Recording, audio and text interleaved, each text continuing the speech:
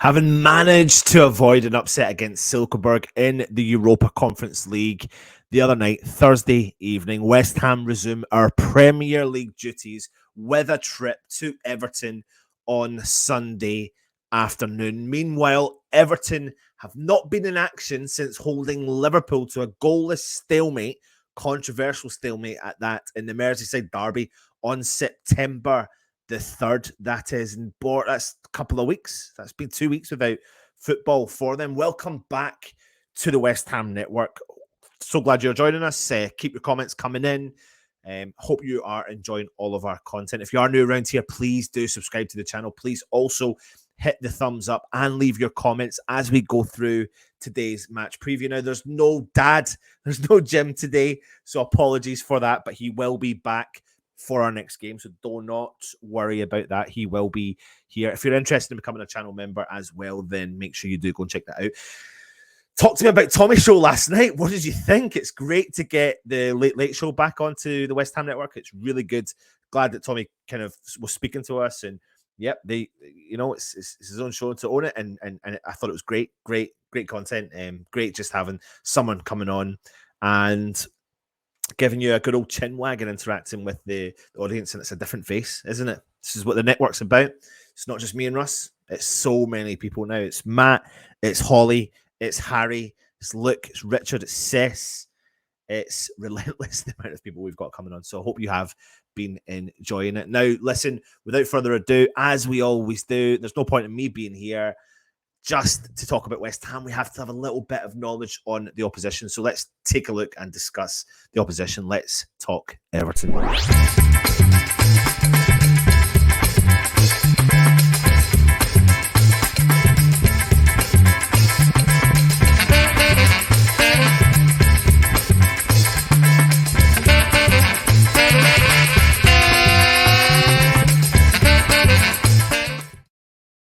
Now, with the Premier League taking a hiatus last weekend following the death of Queen Elizabeth II, Everton fans have had a lot of time to watch a compilation of Jordan Pickford's heroic moments in the Merseyside derby. Now, while the England #1 had to make save after save to keep Frank Lampard's side in the tie, a better finish from this man, who we all know really well, Neil Maupay, could have even stolen all 3 points for Everton, who also saw this man's, Connor Cody's, goal disallowed for an offside on the day.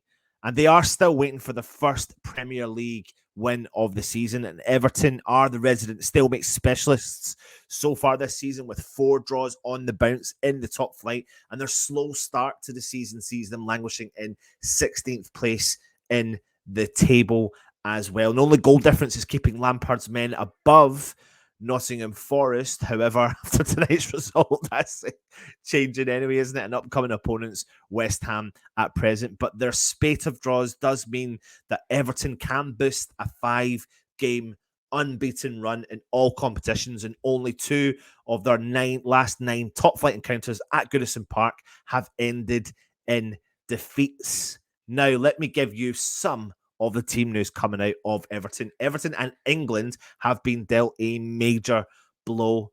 And the news that Pickford is suffering from a thigh injury and he will be out for a few weeks. Now, that blow is obviously good news for West Ham. However, it looks like Asimir Begovic is primed to deputise in between the sticks for Everton for that game. Now, Pickford, who's been kept in the kept company in the treatment room by the following players: Andres Townsend, Ben Godfrey, Mason Holgate, and Yerry Mina. However, they do have a couple of players due to come back, and they is Calvert Lewin and Abdoulaye Doucouré, who obviously used to play his Players Trade at Watford, but he's been a good midfielder for Everton, and they're closing in on returns from their respective injuries. Now, the pair could be in contention to feature this weekend, while Idrissa Gueye could come in for a second full Everton debut in place of Tom Davis, although the latter did not put in a good shift, really, against Liverpool last time out. Meant to watch Mapai. We know what he is capable of. We have seen what he has done against West Ham before in the past. This guy, Onana, West Ham were very close to bringing him in, but we obviously didn't get the deal over the line because Everton paid the big bucks to bring the young lad in. Does look like a good player. It's just whether or not they can gel in that team that Everton have currently got. And I wonder if Frank Lampard will be having the extra incentive to try and get one over West Ham fans, because obviously we all know we give him a hard time. So that will be interesting. Leave your comments in the comment section as we go on, and we have a little discussion about our beloved West Ham.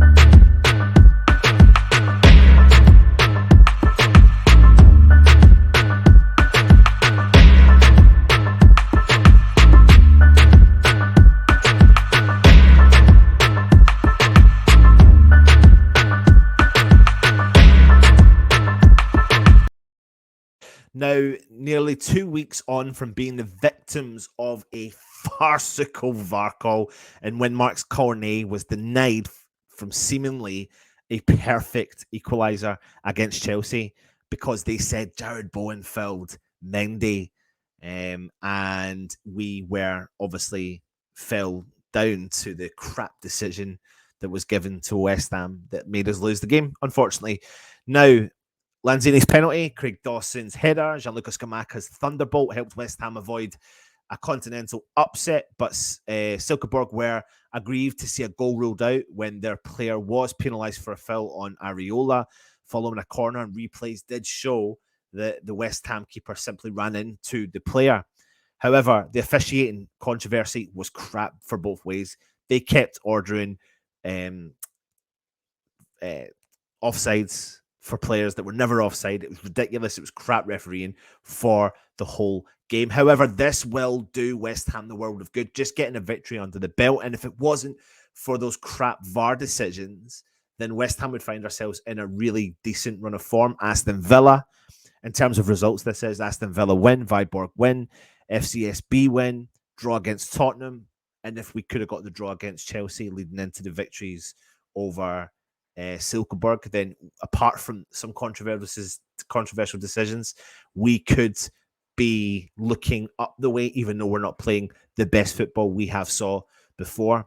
Now, 2 wins from 2 is just what West Ham have ordered in the Europa League conference, especially when we need a major Premier League pick-me-up because we sit below the dreaded line in 18th position, just 4 points to our name so far. And having discovered a golden attack and touch in Europe, we are going to be determined to boost our paltry tally of 3 Premier League goals so far this season, making us the league's worst attacking force alongside Wolves. Now, you wouldn't believe it, but it is the truth. And those 3 goals have come in each of the last 3 top-flight matches. Now, West Ham did win a double over Everton in the 21-22 Premier League season, and have claimed back-to-back 1-0 wins at Goodison Park in the last 2 seasons. And another triumph here at Goodison Park would see West Ham win a trio of league games away at Everton for the very first time. Now, let's get on to a little bit of team news. And I need to find my script for the team news. This is what we get, isn't it? This is what we get. Now, we all know that Aguerd is injured, but he's on his way back. Ben Johnson is also missing as well.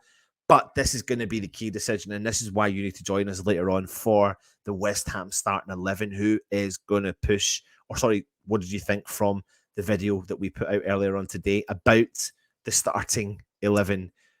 Will Scamacca start? Will he find his place back in the team? Or is Antonio going to come in and lead the line from the front again? Now, is Moyes a creature of habit? Will he recall players like Antonio, Pablo Fornal, Said Benrahma, Jared Bowen, Tommy Suchek into the sides to prepare? And you know, they could get potential recalls.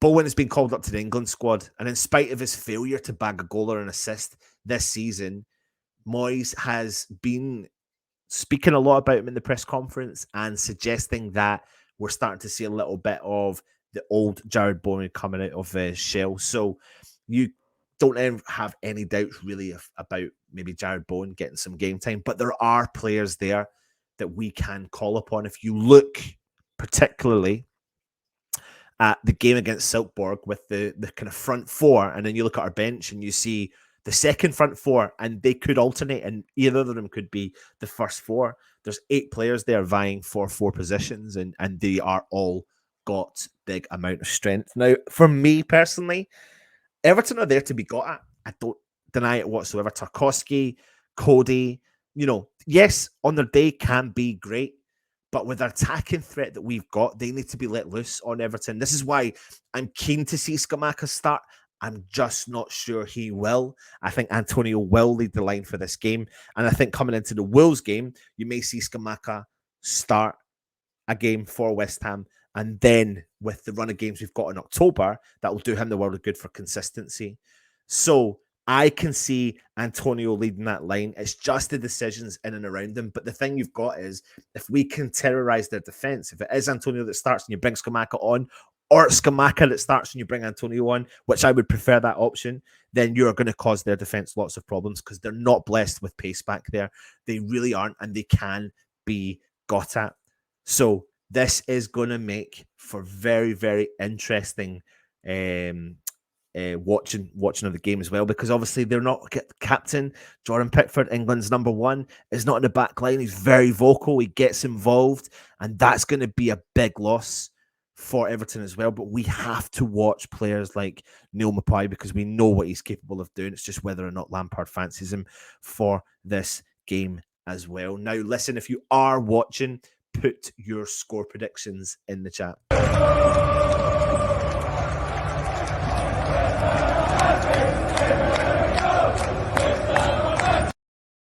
I think the biggest issue for Everton will be the loss of Pickford.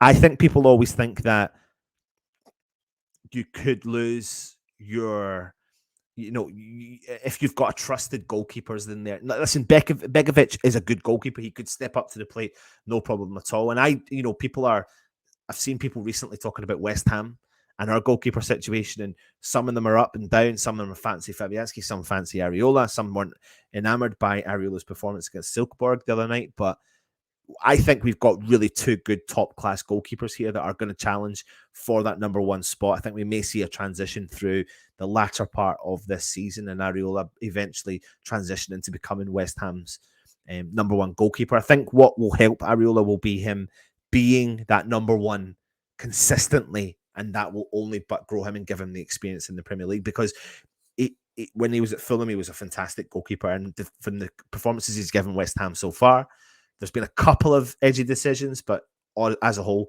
he's been fantastic. But when it comes to Everton, Pickford, they've built their team from the back, from the goalkeeper. He is so vocal back there. He controls that whole line, and they've got a whole new defence. And they do look a little bit shaky back there. Yes, they're getting draws, but they're not scoring goals. Calvert-Lewin's a threat. We need to watch that. Of course he is. Onana can drive forward, and it's going to be the battle again of the midfield. Rice, and if it is Souček that's starting, they need to up their game and continue the form that they have left off with in the Premier League, because the game against Brighton, when they both collectively gave the ball away for over 30 times, since that game happened, they have gradually and slowly brought that losing of possession down dramatically. And Souček I've been impressed with as well. Heard people calling for Downs. Can't see Downs playing. Could be in for a shock, but can't see it happening. But West Ham need to get at them. We need to let Paqueta loose at them. I think Cornet needs to start, and he needs to be let loose at them as well. And I think when Bowen starts out on the right-hand side, you've got that threat, but you've got options off the bench to really challenge them. The thing about Scamacca is, especially the fact that Jordan Pickford isn't there, he likes to shoot from distance. He can shoot from distance, and he's got a thunderbolt on him. Even the players are coming out and speaking about it. It's a no-brainer for me that we start Scamacca. However, I think Moyes will lead the line with Antonio. So put your score predictions in there. I'm going to go with a 2-1 West Ham win away from home and go for the trio of wins at Goodison Park. And this will kickstart our season just in time for the international break, which is ridiculous because it always comes at the wrong time for West Ham, doesn't it? But I think it'll be vital for us to try and get really 3 points on the table, show that the league that we're here to mean business, show the league that we've got players who've settled in and can, and I've already settled in and know what the league's all about. I've been impressed with Paqueta, I've been impressed with Scamacca, I've been impressed with Cornet, been impressed with Kira. I think there's going to be a little issue down that side with Kira and Sefal, because I think Sefal's position is a dead cert. Really, I don't think we're going to see Harrison Ashby, and obviously we know that Ben Johnson is injured, but it's definitely going to be a good game. So fingers crossed we can go and get a result. Now, we've got loads of stuff coming your way, so make sure you do join us for the matchday content. Put your comments in, give us your honest feedback as well. But join us tomorrow when you'll get the stat attack from Matt. You'll get the Harry's 5-minute preview as well. So give you very quick information, and fingers crossed you will enjoy it. Match day live as well. So make sure you do join us for that, and then the review straight after it as well. And then, yeah, enjoy the content. Hope you've enjoyed it. Fingers crossed West Ham can bring 3 points home to London. And as we always do, we'd like to thank all the members of the channel for joining us. Take it easy, stay safe, and of course, come on, you Irons.